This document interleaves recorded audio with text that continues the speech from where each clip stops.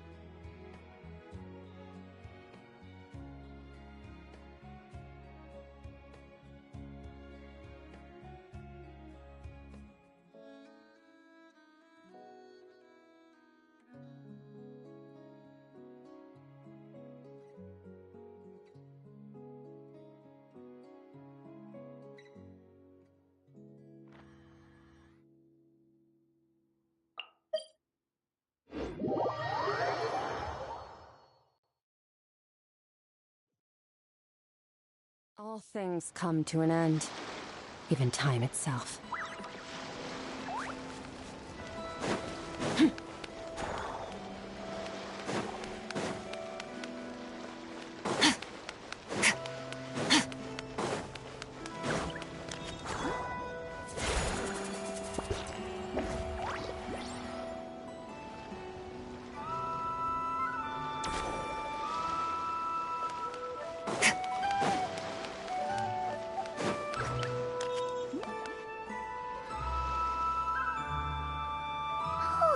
Do you think the others are making good progress?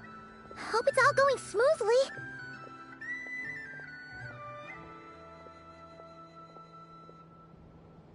Oh, hey look! They made it back as well!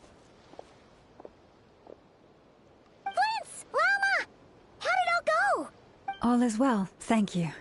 Nefer and Yehoda had to stay at the curatorium to wrap things up, so they won't be joining us for now. I ran into Miss Inefa and Miss Aino on the way back. Their work is still in progress, so I suspect they won't be back for a while either. You seem rather cheerful today, Mr. Flins. I certainly am. I achieved what I set out to do and came away with more than I bargained for. Fighting alone can get quite tedious, but I had the good fortune to run into a pair of brave young warriors. We meet again. How have you been? Albedo! What are you doing here?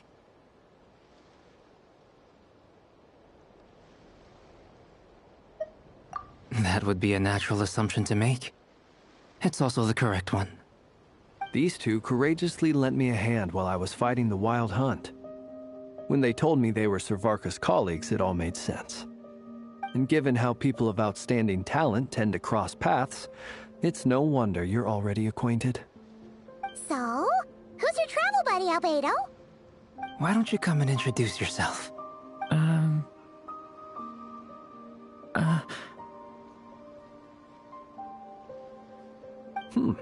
A gentleman of few words, I see. And a rather stern countenance. I presumed you were acquainted with him. Is that not the case?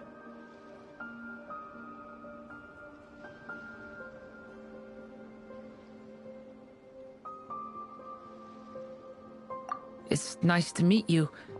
Again. We've technically met before. Wait a sec! You're Minnie Durin! That's right. It's me. I'm glad to see you again.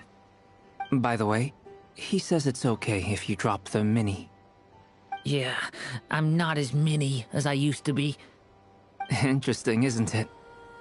The first step towards blending into human society appears to be reflecting on whether one's name really reflects who they are. Wow! You look so different! In a good way, of course. It's great to see you looking so healthy. Thank you, Paimon. And although you're as mini as ever, I understand that diminutives don't always convey endearment. I'll be sure to simply call you Paimon, as a sign of my great respect for you. Wow! You're such a smooth talker now. Paimon could get used to this. From now on, you may refer to her as your esteemed guide, Paimon. Personally, I think our little Paimon is the perfect size. When people call her Little Paimon, it's just because she's so adorable that they can't help themselves. If that's not a sign of endearment, what is? You're absolutely right, Miss Lauma. My brother still has a long road ahead of him when it comes to understanding human relationships. Anyway, speaking of long journeys, didn't Columbina, leave with you? How come she isn't back yet? She's been catching up with old friends. Wouldn't be surprised if she stopped for a cup of tea or 10 on the way back.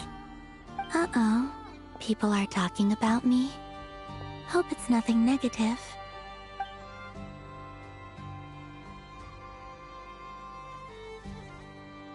Judging from your expressions, I'm guessing it all went well? It's getting crowded here. I'll go grab some chairs. No need. This is a job for an alchemist. I'll whip some up momentarily. Thank you for your hospitality, ladies and gentlemen, but I was merely escorting my friends back. I'll be meeting Sandrone shortly, as we still have some things to discuss. It's been a pleasure, everyone. But this is where I'll say goodbye. We really appreciate your help.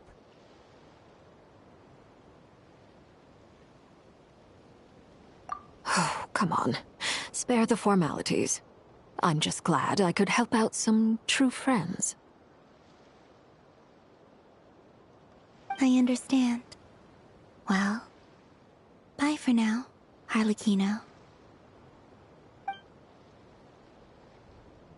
Oh, this place is hopping. It's probably a good thing one of us left. Otherwise, we might not fit all these people in. Are you saying we're about to run out of chairs? As a matter of fact, I am. Come on in and see for yourself.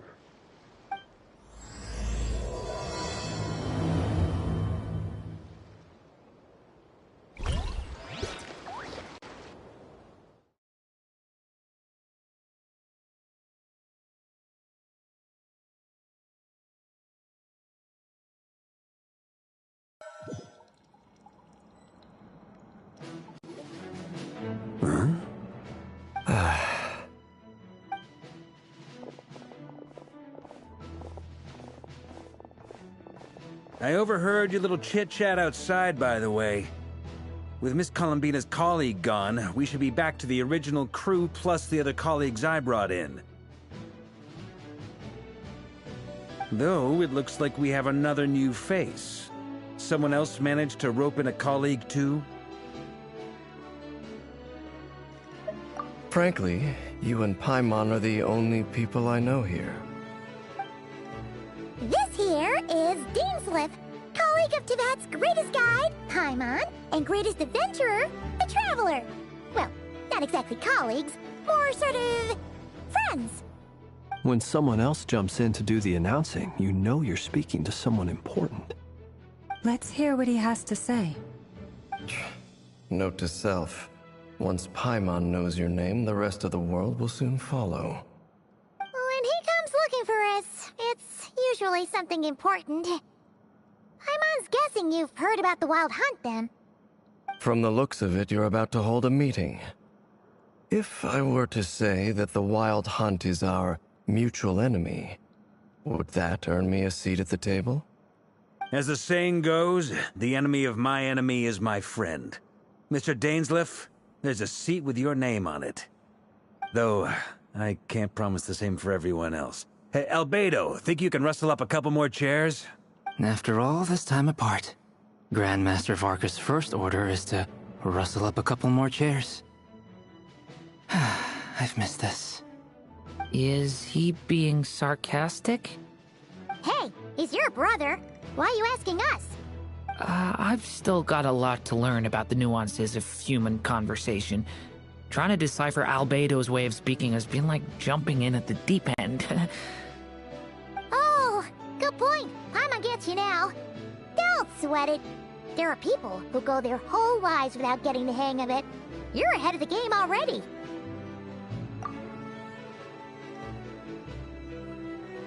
I wonder what's taking Nefer so long. Perhaps you should go and check in with her. If anyone can hurry her along, it's you.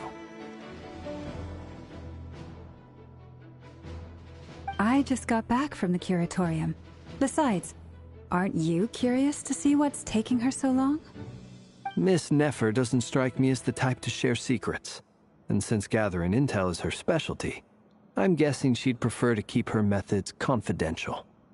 Under such circumstances, would it not be tactless for me to impose? Oh, but it's fine for me to impose. What can I say? You have an unrivaled ability to garner people's affection, Miss Moonchanter. Besides, you have far more in common with her than I do. All right, then.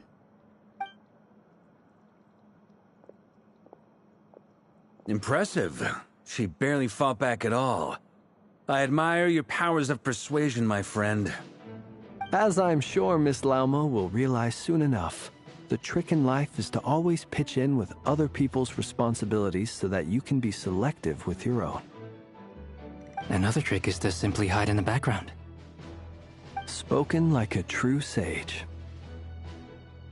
Anyway, looks like we've got some time to kill before the meeting. Let's take a little breather, folks. And feel free to chat amongst yourselves. We'll get down to business once the other two arrive.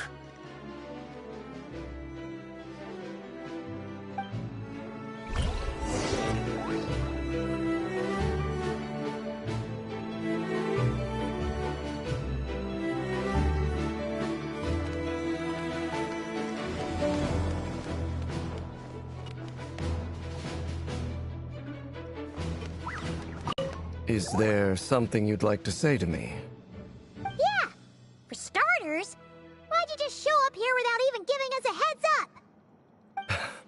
If you think back to our previous interactions, you may recall that that's hardly out of character for me. You do have a point there.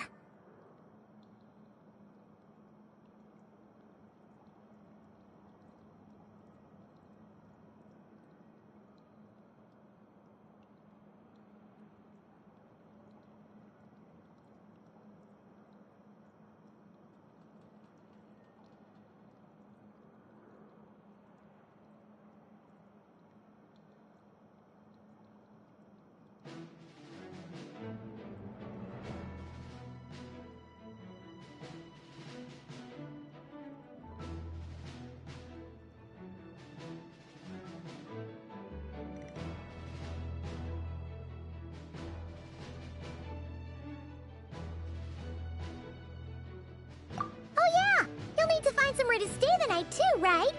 Want to tag along with us? You never know. We might get a group discount. Sure, let's do that. Great! Paimon will handle it! And in return, we can get Dainsleif to be our very own personal bodyguard.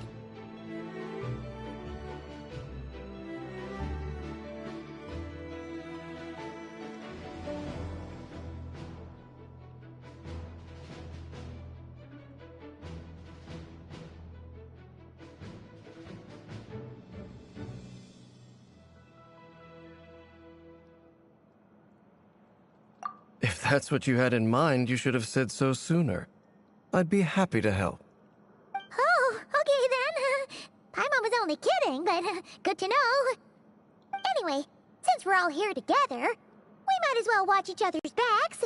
That's just what friends do, right? Indeed. Thank you.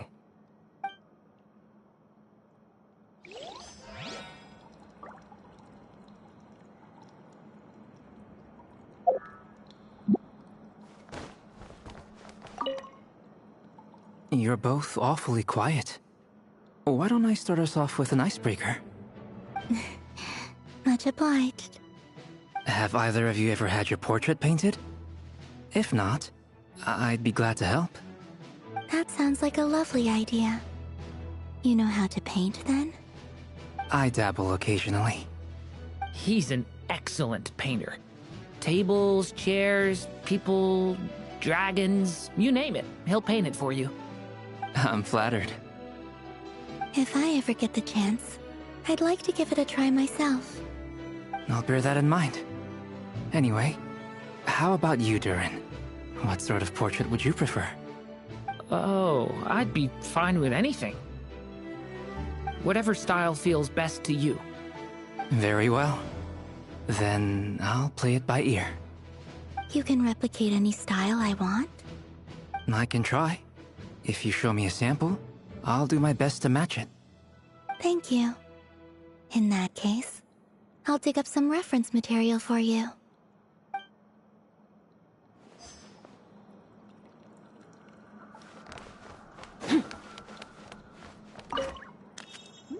Truth be told, I can't remember the last time I was in a meeting with so many people.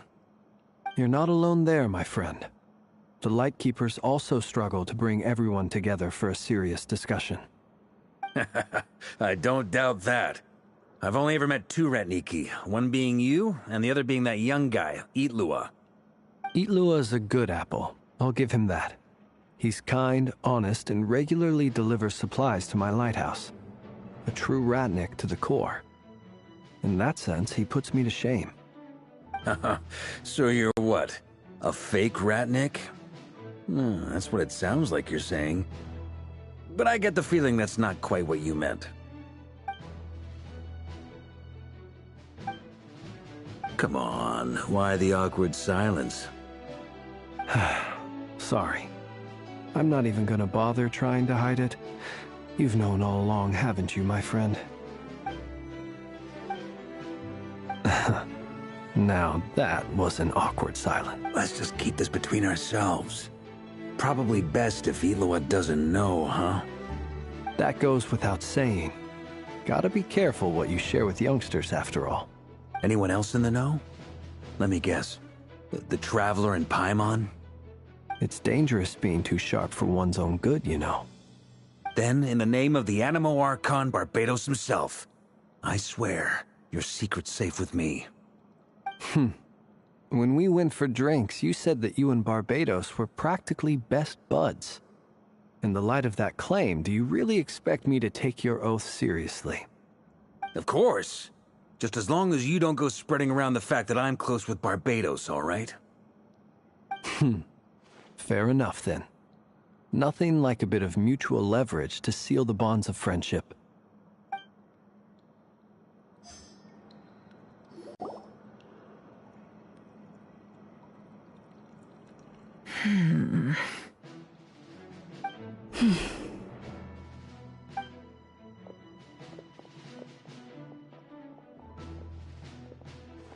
Ah, Miss Nefer. You made it after all.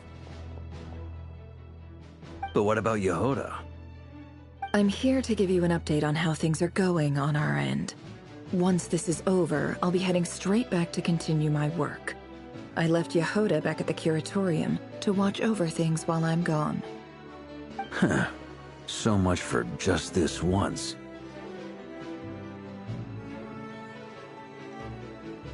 Shh! Not so loud! We're on a roll here. What if she remembers and suddenly decides to back out?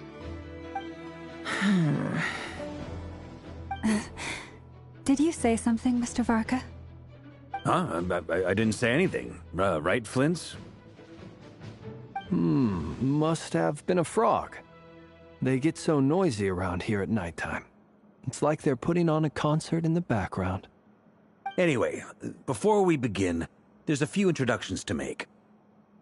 Let me start by saying that it's an honor to be speaking before so many distinguished colleagues and collaborators.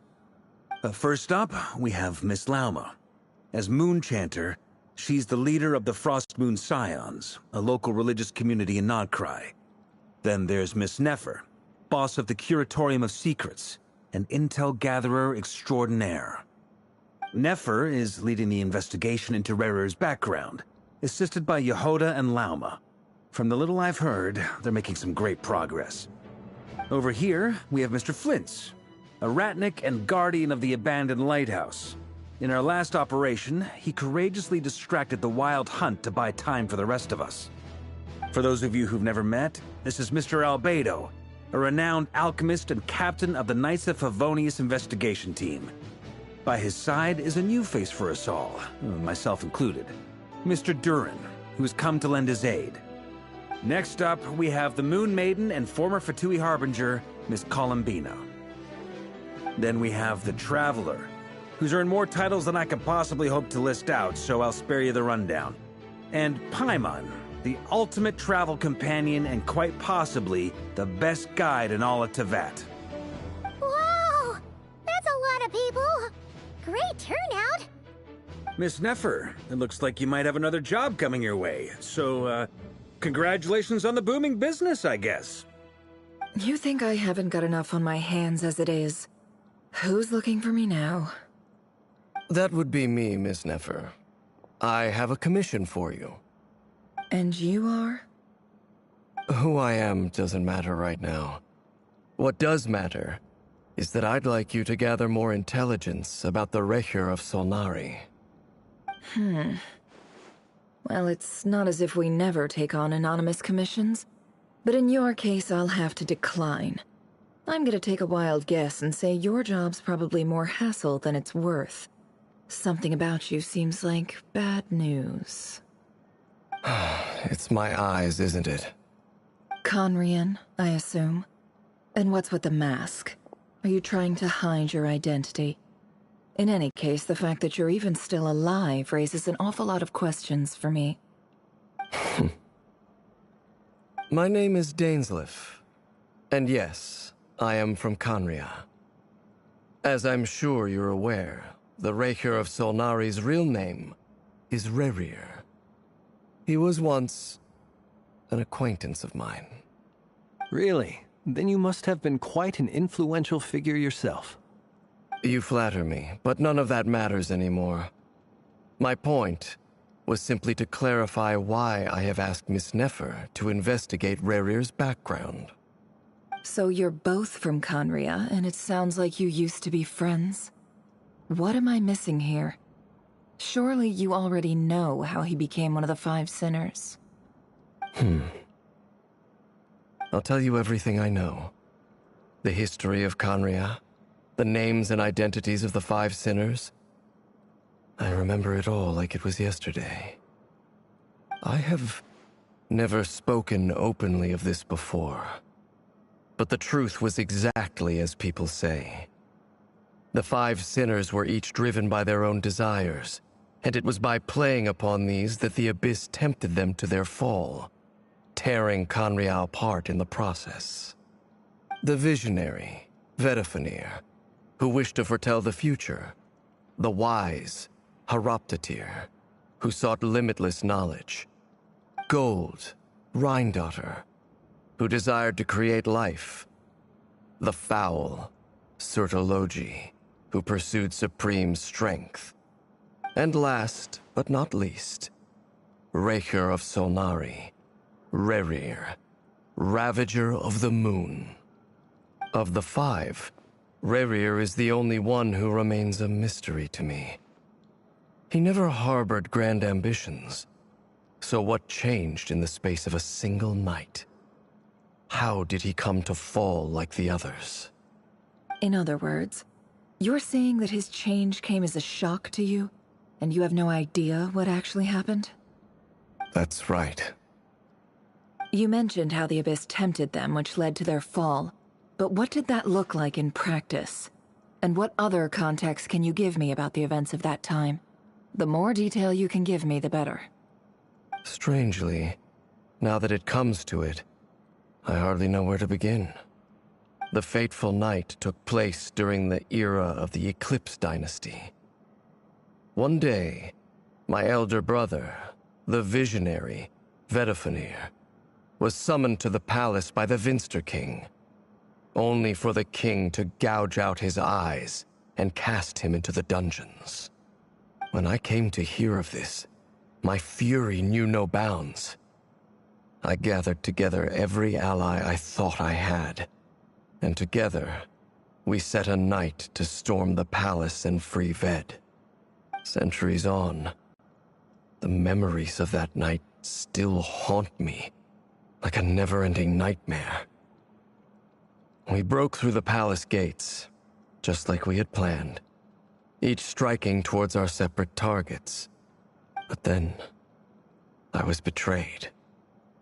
Even Vedifenir, the very person I had come to rescue, abandoned me and partook of the Abyss's power. So, it's personal after all. Then tell me, Mr. Dainsleif, what price are you willing to pay? You, of all people, must know that nothing comes for free.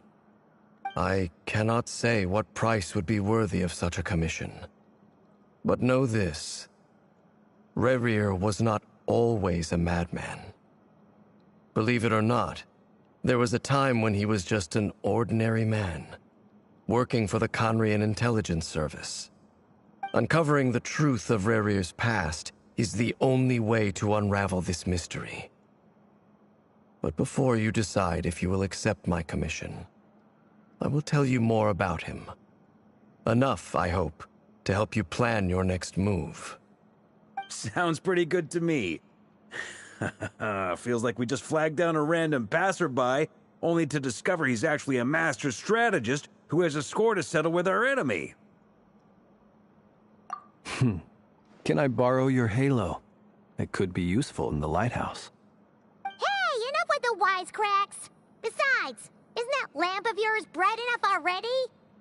Relax. It was meant to be a compliment. If that was a little over the top for your liking, I'll make sure to tone it down next time. I'll give your proposal some serious thought, Mr. Dainsleif. Let's speak in private once the meeting is over. Before that, there's a few things I'd like to share.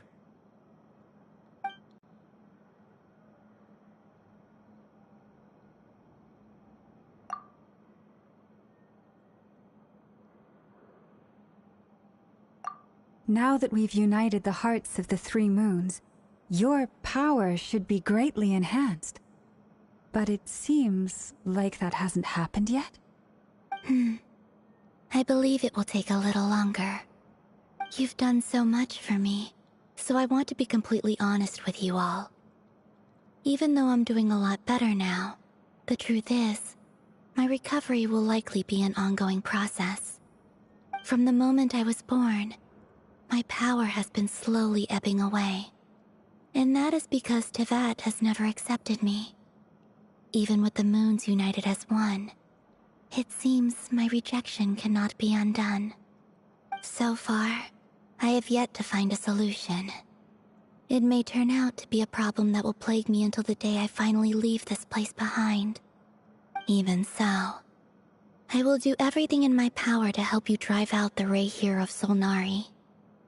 As Arlecchino put it, this is not about chasing the spoils of victory. It's just A gesture of heartfelt gratitude. Kutar.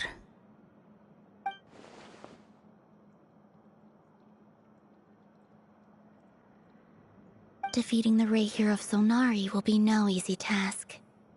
While my strength slowly recovers, we'll also need to gather more intel. Naturally. We should take all the help we can get if we hope to defeat him. We've considered several viable plans now, but our choice hinges on the answers to a few key questions. Is it even possible to kill Rayhir?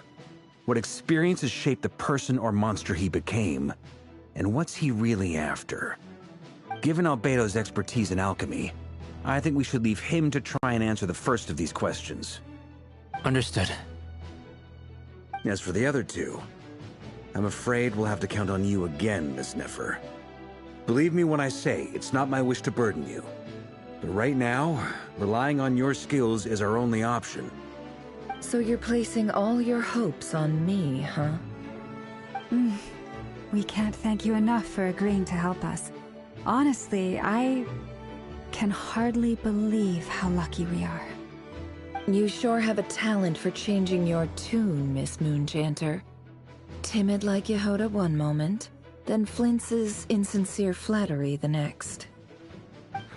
Ladies, please. I must object to your portrayal of me. That's all. Feel free to keep bickering. Just pretend I'm not here. I almost don't want to leave this room. I'm curious to see how this plays out. I have faith in you, Miss Nefer. Something tells me you'll stand by us until the very end. Oh? And what makes you so sure of that? What if I suddenly decide that my compensation is insufficient? This isn't about the money.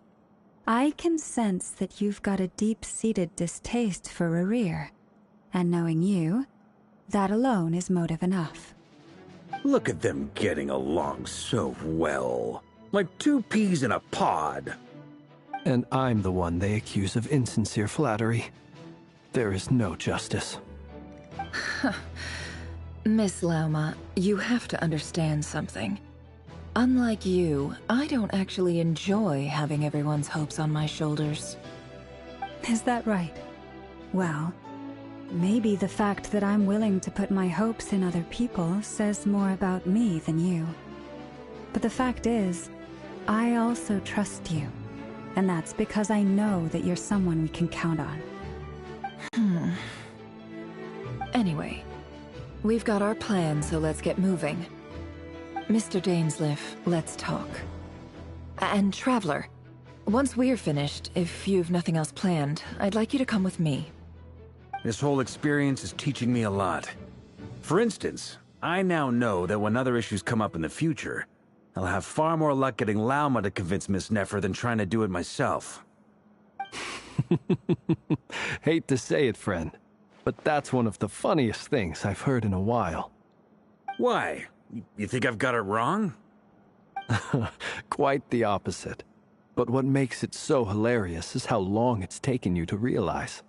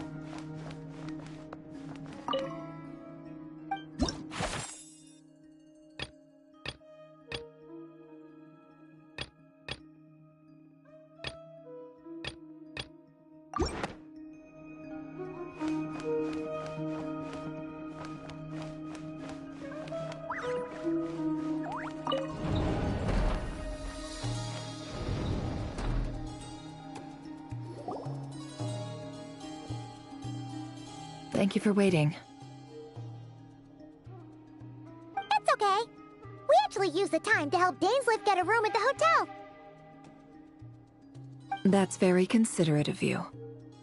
Now, I trust you share my curiosity about Rarier's past, and you seem fairly familiar with Mr. Dainsleif already.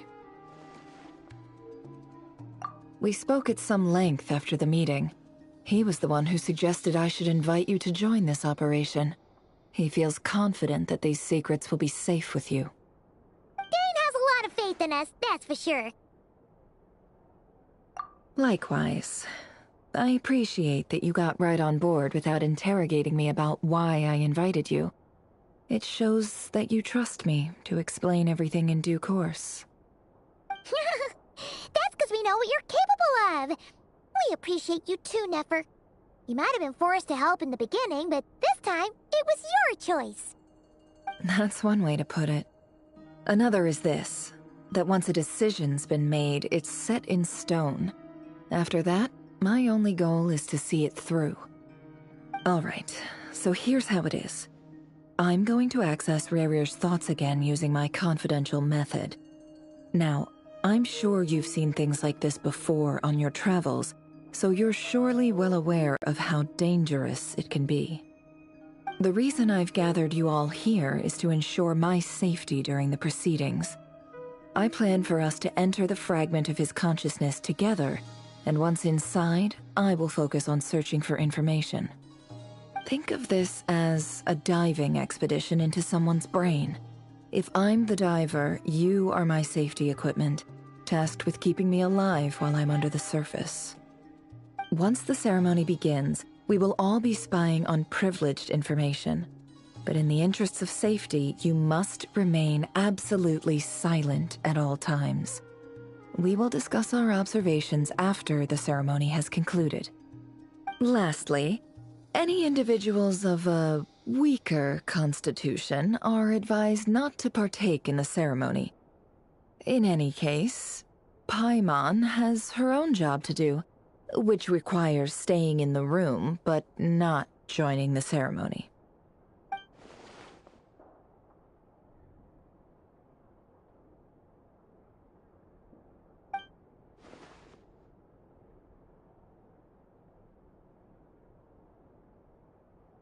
Well, good luck, everyone!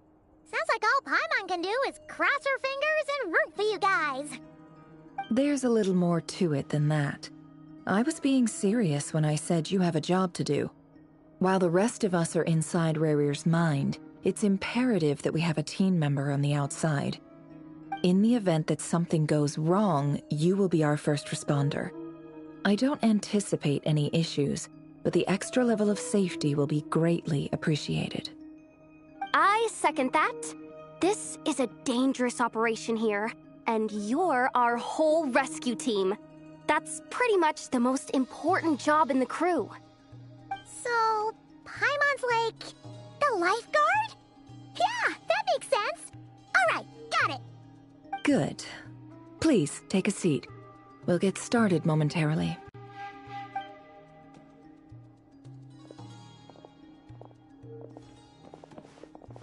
So, did Mr. Dainsleif tell you anything else? He told me that he believes Rarier kept some big secrets in his life.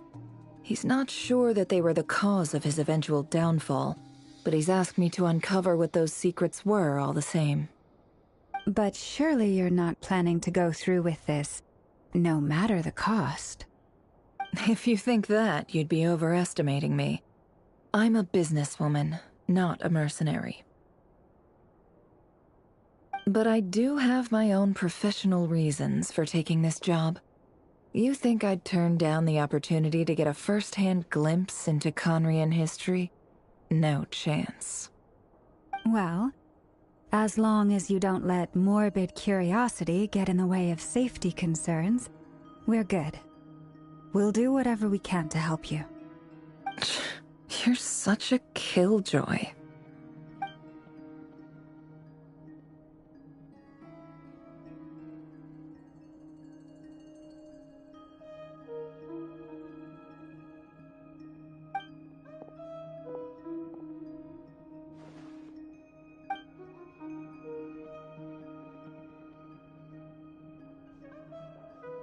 All right, I'm good to go.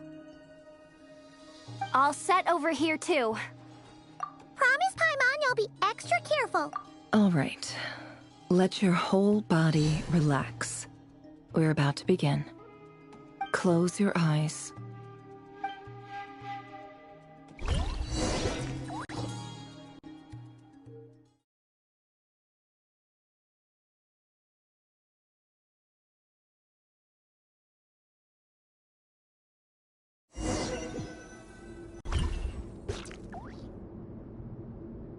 Phew. Could this be his office? Pretty standard setup. Bookshelves, paperwork, files. According to Dainsliff, Rarier used to be an intelligence operative. Chances are there's plenty of top secret intel stashed away in this room. Is this where you keep your secrets, Rarier? Can't say I'm not looking forward to this.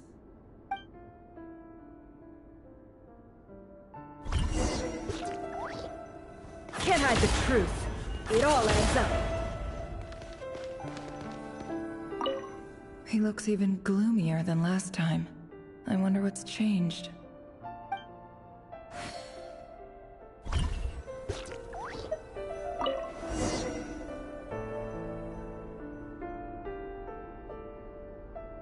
Today's files are in. Time to wade through them, just like usual.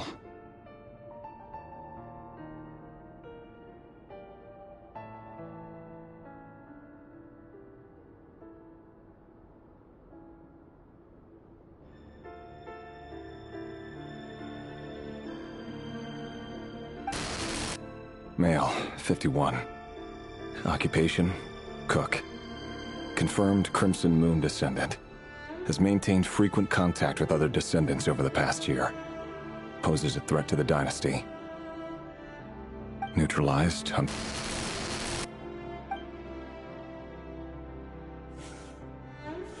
This one should be archived under purged targets.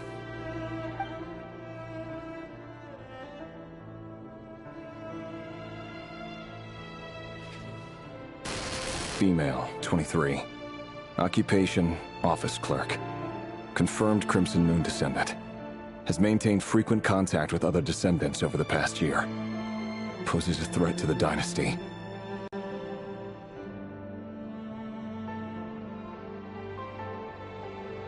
Neutralized.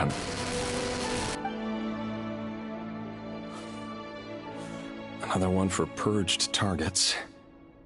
Sounds like she was that other man's daughter.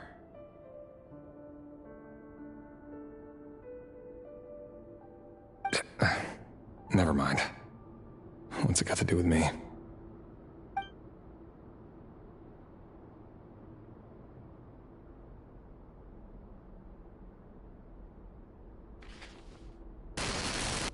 Male, 40. Occupation, teacher. Confirmed Crimson Moon descendant. Has been observed making contact with other descendants during the past year. Poses a threat to the dynasty. Neutralized on...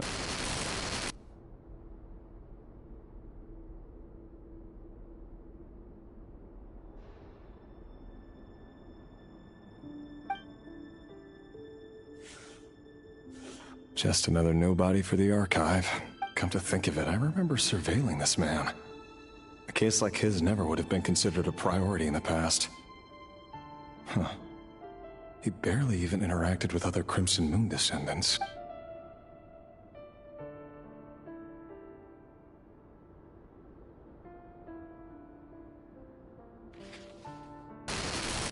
Female, 16.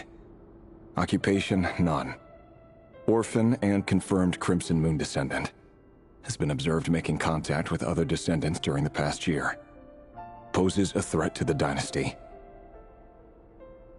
Neutralized on...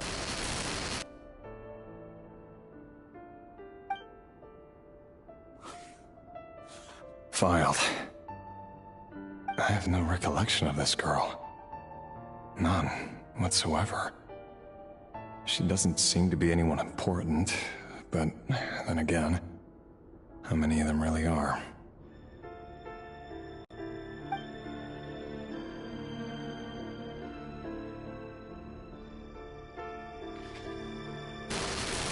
Female, 13. Occupation, none. Orphan and confirmed Crimson Moon descendant. Has been observed making contact with other descendants during the past year. Poses a threat to the dynasty. Neutralized and... Filed.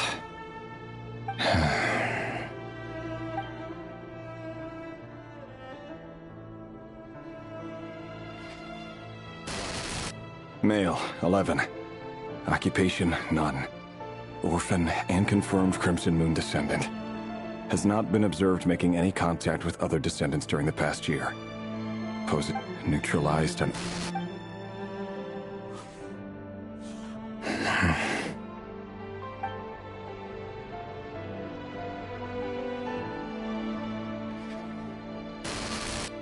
Male. 6. Occupation, none. Orphan...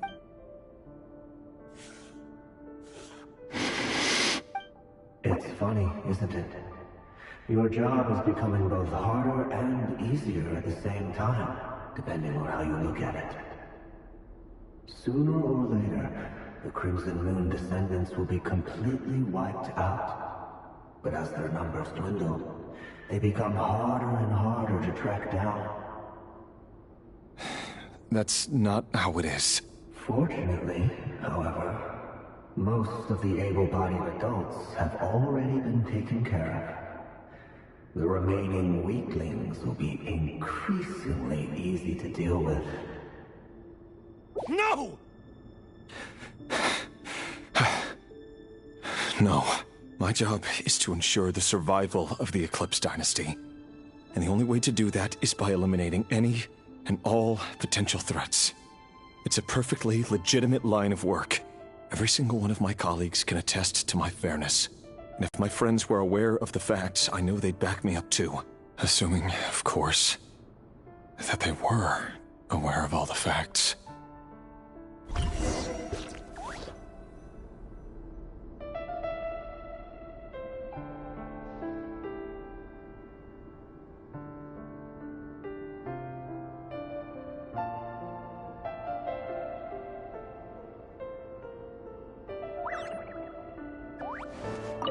He looks even gloomier than...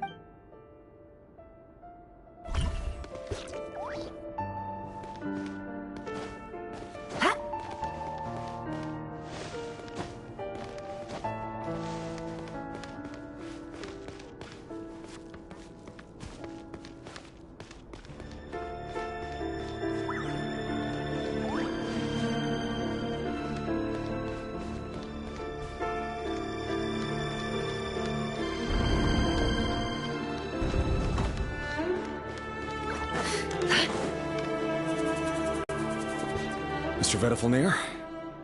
It's been quite some time since we last met. Revir, I trust you're here because you have something important to discuss.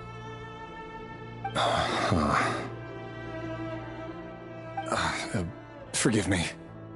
I wasn't tuning out, it's just, I noticed you didn't even phrase that as a question. As if you knew I was coming.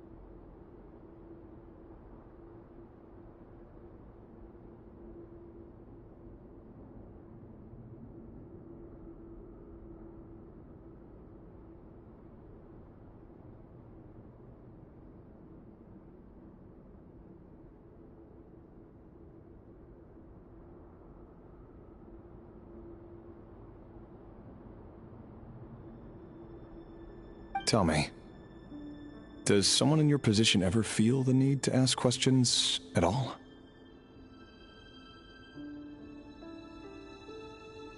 It is indeed within my power to foresee certain things. Things like your arrival.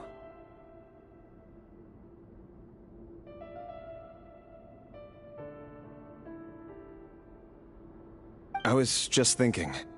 It won't be long before I'll be inviting both you and Dane to my wedding. That isn't a lie, but nor is it a fact as such. It's a wish, isn't it?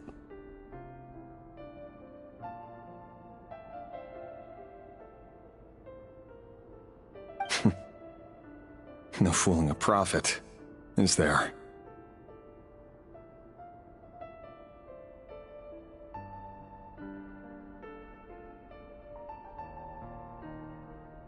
Ever since that day we met for drinks, I knew it was only a matter of time before you came looking for me. Does it feel good? Knowing how the future will unfold. I'm afraid the notions of good and bad fail to capture the complexity of what such a power entails. Once you've seen what will come to pass, it can be all too easy to succumb to fear and melancholy. Unless, of course, you learn to abandon these feelings.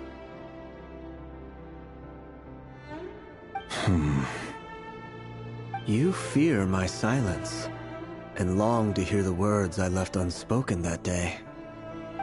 That's right. You must have noticed my reluctance to broach the subject. And the reason is simple.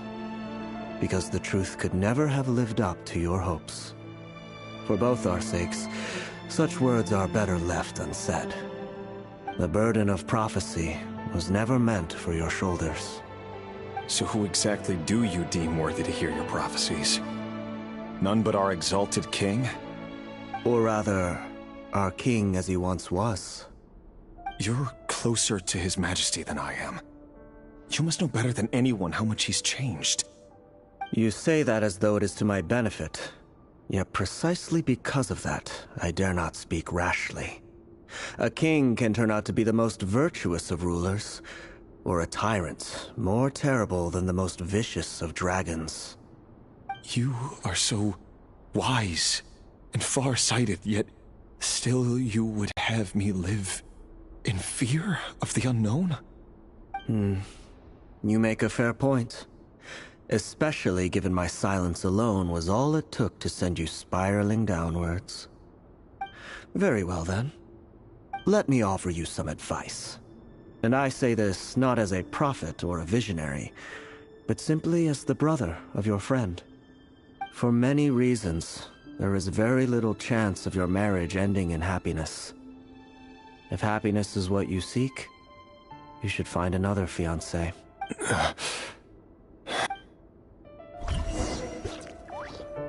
Hold on. There's that same black fog again. Could this memory belong to Thelindis? Guess I'd better tread carefully.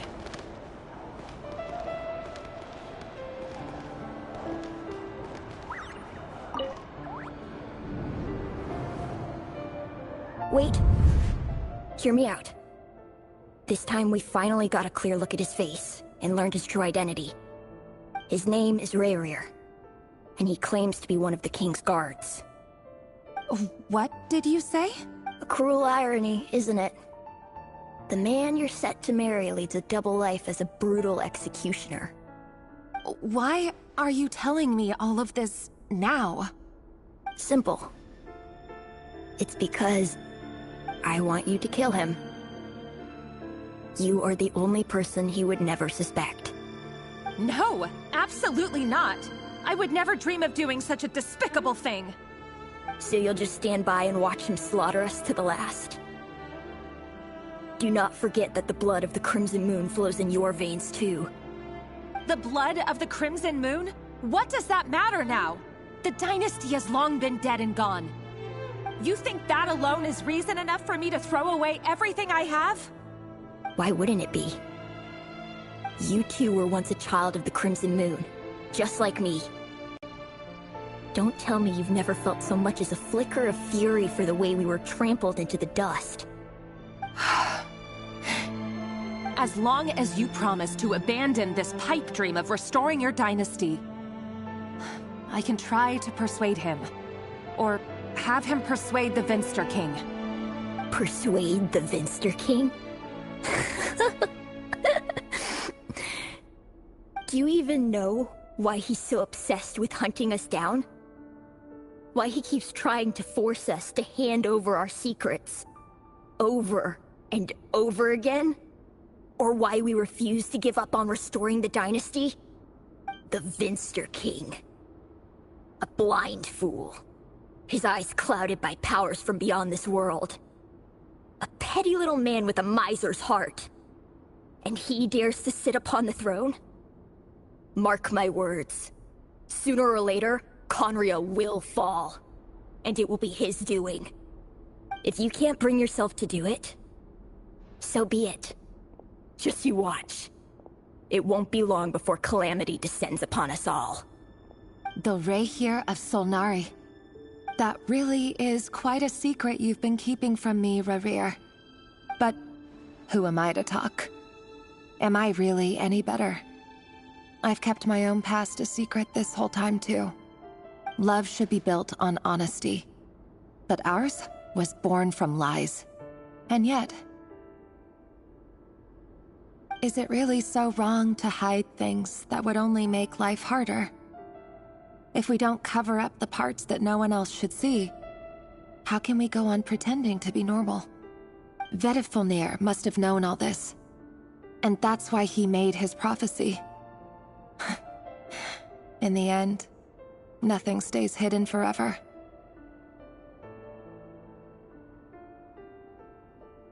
But I won't just sit by and watch this disaster unfold. I'll do everything in my power to protect what I cannot afford to lose, no matter who I have to face.